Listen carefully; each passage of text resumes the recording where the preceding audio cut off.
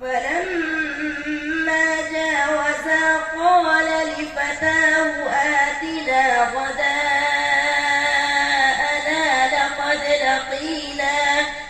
لقد لقينا من سفرنا هذا نصبا.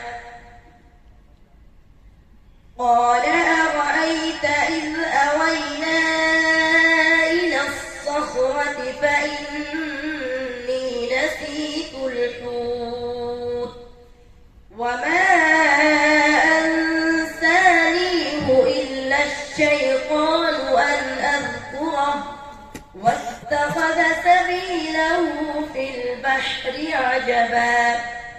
قال ذلك ما كنا نبغي فارتدا على